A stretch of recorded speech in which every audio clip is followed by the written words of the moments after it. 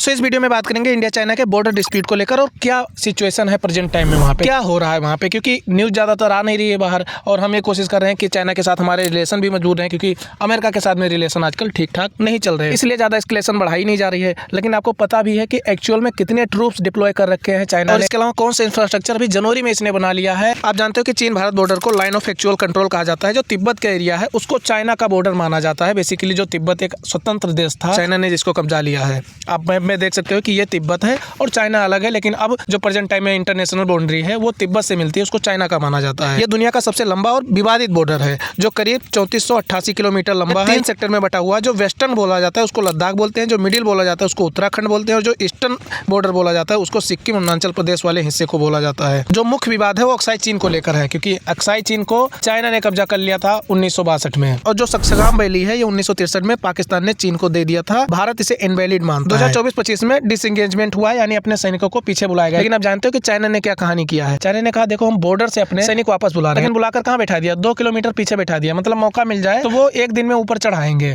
क्योंकि अब 2 किलोमीटर आपको लगता होगा यार 10 मिनट का रास्ता है, ऐसा नहीं होता है। वो पहाड़ी एरिया है, 2 किलोमीटर जाने में भी 3-4 घंटे लगते हैं। अभी जो प्रेजेंट टाइम पे बॉर्डर पे सैनिक है, अगर उनकी संख्या आप जानोगे तो दिमाग हिल जाएगा। चीन एलएसी पर मिलिट्री इंफ्रास्ट्रक्चर 4 गुना तेजी से बना रहा है, जिससे ट्रूप्स और इक्विपमेंट को जल्दी मोबिलाइज करने की कैपेबिलिटी बढ़ रही है उसकी। अब चाइना ने जो अपने ट्रूप्स हटाए हैं, खासतौर से पूर्वी लद्दाख से हटाए हैं, कुल मिलाकर 90,000 से लेकर 1,20,000 ट्रूप्स, यानी 1 लाख से ज्यादा ही हैं, 100 किलोमीटर के दायरे में इन्होंने खड़े कर रखे हैं। वेस्टर्न थिएटर कमांड के तहत इन्होंने 70 साउदर्न सिंजियांग लद्दाख के सामने और 40,000 तिब्बत में यानी अरुणाचल प्रदेश के सामने इन्होंने लगा रखा है। परमानेंट बेस बढ़ रहे हैं, जैसे कि पोंगोंग तोसो के सामने आप देखोगे जनवरी 2026 के सैटेलाइट इमेज है, जिसे कंफर्म हो रहा है कि बफर जोन के बाहर मिलिट्री पोस्ट और बिल्डिंग्स और पियर बने हुए हैं। ये इन्होंने 2-3 साल पीछे ही कर लिया है। अक्टूबर 2022 में ही इनका इस तरह से मिलिट्री बिल्डअप था। आज ये कोई नई बात नहीं है। और जो जनवरी में अभी इन्होंने किया है, आप देखकर हैरान हो जाओगे कि अक्टूबर में कंडीशन कुछ और थी और आज जनवरी में कंडीशन कुछ और है। सक्सगाम वैली में इन्होंने रोड एक्सटेंशन बढ़ाया, खासतौर से जो चाइना पाकिस्तान इकोनॉमिक कॉरिडोर का हिस्सा है वो सियाचिन से सिर्फ 50 किलोमीटर दूरी पे। सैटेलाइट इमेज में आप देखोगे कि 10x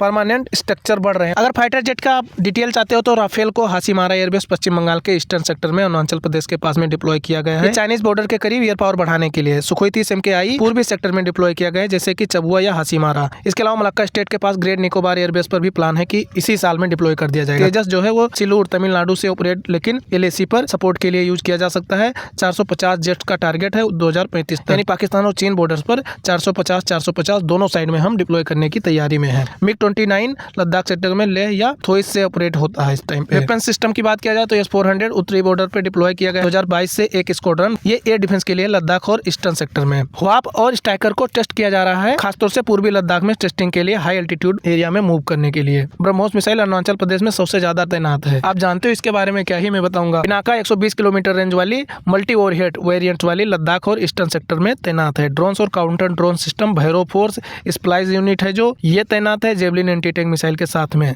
लद्दाख में। 50,000 से ज्यादा ट्रूप्स लद्दाख में। पूर्वी प्रचंड प्रहार एक्सरसाइज अरुणाचल प्रदेश में होती है। माउंट वॉरफेयर प्रिसीजन स्ट्राइक्स के लिए ये लोग तैयार हैं। जो लद्दाख का वेस्टर्न सेक्टर है जहाँ पे न्यूमा एयरबेस है, ये 13,710 फीट की ऊंचाई पे है। एलएसी से 15 किलोमीटर दूरी पे है। यहाँ पे सुखोई 30 MKI जोर से एयर बस्ट कर देगा तो कीड़ा मकोड़ा खाने वालों के कान फट जाएंगे। कान ही बोला है मैंने। लेह, कारगिल, थोइसे, दौलत बेग ओल्डी सब कहीं पे फाइटर जेट डिप्लॉयड किए गए हैं और वेपन्स रखे गए हैं। अरुणाचल प्रदेश जिसको ईस्टर्न सेक्टर कहते हैं, जैसे कि पासीघाट, मेचुका, तुटिंग, अलोंग, जीरो, हासीमारा एयरबेस, इन सारी जगहों पे अच्छे से व्यवस्था की गई है। स्वागत नहीं करेंगे, स्वागत करवाएंगे, वो भी 101 से। अब ऐसा तो है नहीं कि सिर्फ हमने ही फाइटर जेट डिप्लॉय कर रखे हैं या एयर डिफेंस सिस्टम डिप्लॉय कर रखे हैं। J-20 स्टेल्थ फाइटर जेट ये होटन एयरबेस पे इसने तैनात कर रखा है, और होटन को कहते हैं सिविलियन एयरपोर्ट है, लेकिन सिविलियन एयरपोर्ट नहीं है, लिटरली ये मिलिट्री एयरबेस है। ये 5वीं जनरेशन के स्टेल्थ कैपेबिलिटी वाले हैं, लेकिन बहुत ऊपर आते हैं तो इनकी सांस फूलने लगती है। इसके अलावा J-10 और J-11 multi role fighter jet इसने तिब्बत बेस पर अपने डिप्लॉय किए हुए हैं। J-35 कैरियर बेस्ड नए बेस पर अभी तैनात कर रहे हैं। Drones CH-5, CS-7, GJ-11 combat drones, हुंजो, बुरुंग, टिगरी, इन सब जगहों पे 72 एयरक्राफ्ट ड्रोन्स इन्होंने डिप्लॉय किया हुआ है। मिसाइल इनकी एक ही फेमस रही थी उस साइड से, वो है DF-31AG,